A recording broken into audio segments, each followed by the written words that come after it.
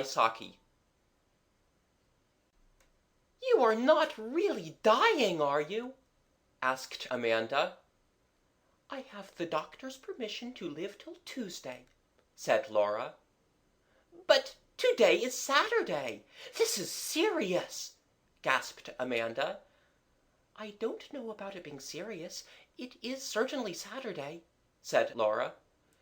"Death is always serious," said Amanda. "I never said I was going to die. I am presumably going to leave off being Laura, but I shall go on being something. An animal of some kind, I suppose. You see, when one hasn't been very good in the life one has just lived, one reincarnates in some lower organism, and I haven't been very good when one comes to think of it. I've been petty and mean and vindictive, and all that sort of thing when circumstances have seemed to warrant it." "Circumstances never warrant that sort of thing," said Amanda hastily. "If you don't mind my saying so," observed Laura, "Egbert is a circumstance that would warrant any amount of that sort of thing. You're married to him. That's different. You've sworn to love, honor, and endure him. I haven't." "I don't see what's wrong with Egbert," protested Amanda. "Oh, I dare say the wrongness has been on my part," admitted Laura dispassionately. "He has merely been the extenuating circumstance.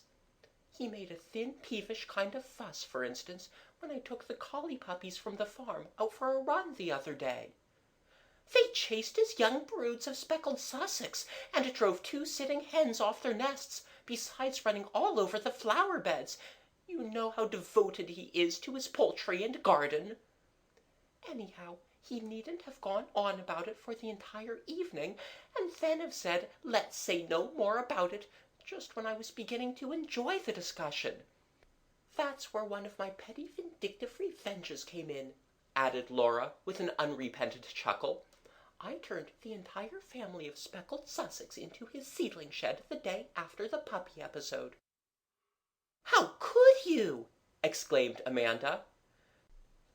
"It came quite easy," said Laura.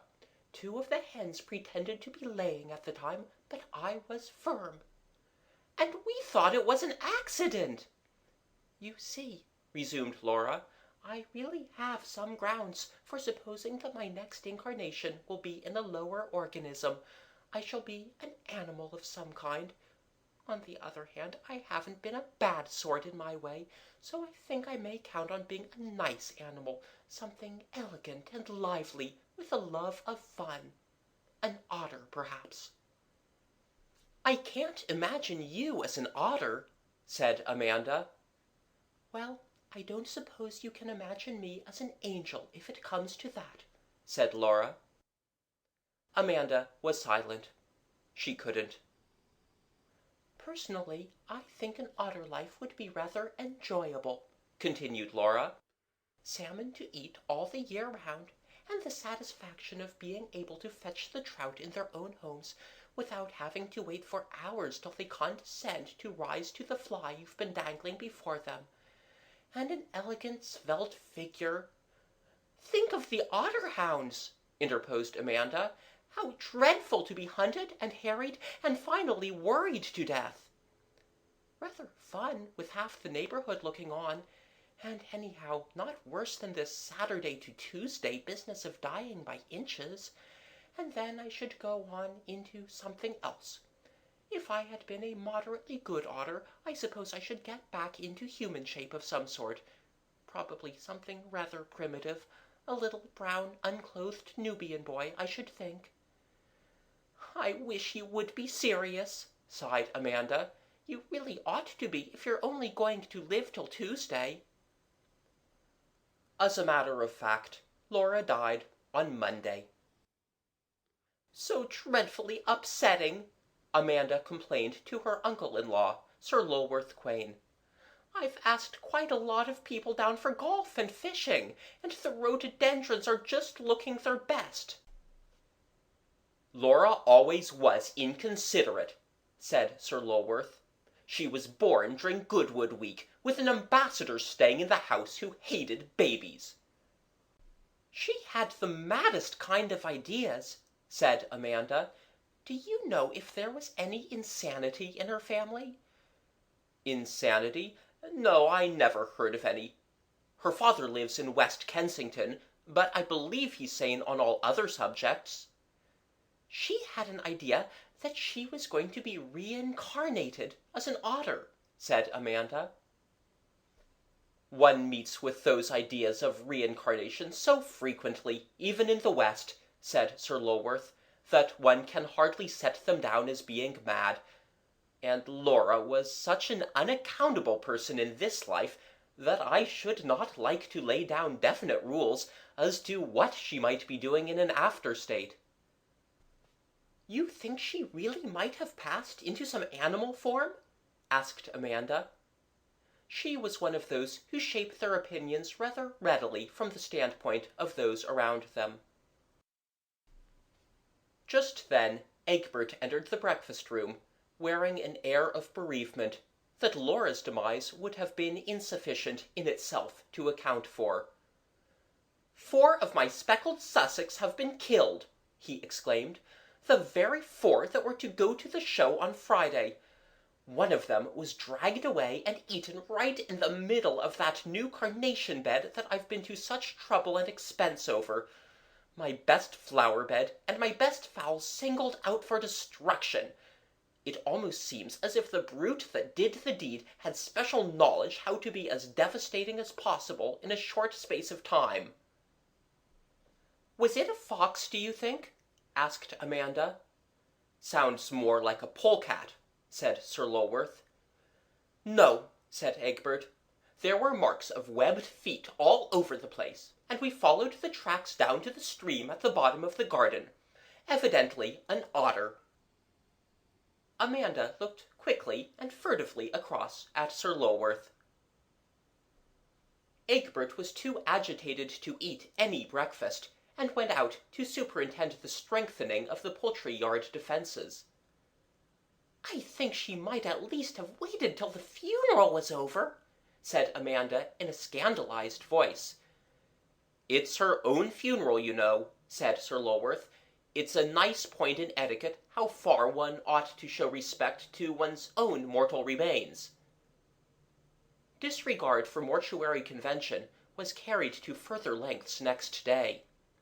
During the absence of the family at the funeral ceremony, the remaining survivors of the speckled Sussex were massacred.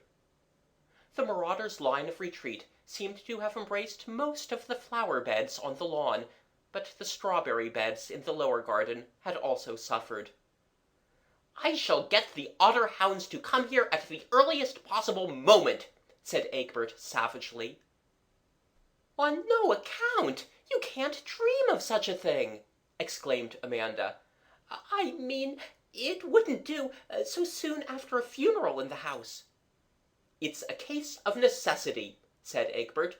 "Once an otter takes to that sort of thing, it won't stop." "Perhaps it will go elsewhere now there are no more fowls left," suggested Amanda. "One would think you wanted to shield the beast," said Egbert. "There's been so little water in the stream lately," objected Amanda. "It seems hardly sporting to hunt an animal when it has so little chance of taking refuge anywhere." "Good gracious!" fumed Egbert. "I'm not thinking about sport. I want to have the animal killed as soon as possible." Even Amanda's opposition weakened when during church time on the following Sunday the otter made its way into the house, raided half a salmon from the larder, and worried it into scaly fragments on the Persian rug in Egbert's studio. "We shall have it hiding under our beds and biting pieces out of our feet before long," said Egbert, and from what Amanda knew of this particular otter, she felt that the possibility was not a remote one. On the evening preceding the day fixed for the hunt, Amanda spent a solitary hour walking by the banks of the stream, making what she imagined to be hound noises. It was charitably supposed by those who overheard her performance that she was practicing for farmyard imitations at the forthcoming village entertainment. It was her friend and neighbor Aurora Burritt who brought her news of the day's sport. "Pity you weren't out. We had quite a good day. We found it at once in the pool just below your garden." "Did you kill?" asked Amanda. "Rather. A fine she-otter. Your husband got rather badly bitten in trying to tail it. Poor beast, I felt quite sorry for it. It's had such a human look in its eyes when it was killed. You'll call me silly, but do you know who the look reminded me of? My dear woman, what is the matter?" When Amanda had recovered to a certain extent from her attack of nervous prostration, Egbert took her to the Nile Valley to recuperate. Change of scene speedily brought about the desired recovery of health and mental balance. The escapades of an adventurous otter in search of a variation of diet were viewed in their proper light. Amanda's normally placid temperament reasserted itself. Even a hurricane of shouted curses coming from her husband's dressing-room, in her husband's voice, but hardly in his usual vocabulary, failed to disturb her serenity as she made a leisurely toilet one evening in a Cairo hotel. "What's the matter? What has happened?" she asked in amused curiosity. "The little beast has thrown all my clean shirts into the bath. Wait till I catch you, you little—" "What little beast?" asked Amanda, suppressing a desire to laugh. Egbert's language was so hopelessly inadequate to express his outraged feelings. "A little beast of a naked brown Nubian boy," spluttered Egbert. And now Amanda is seriously ill. End of Laura by Saki.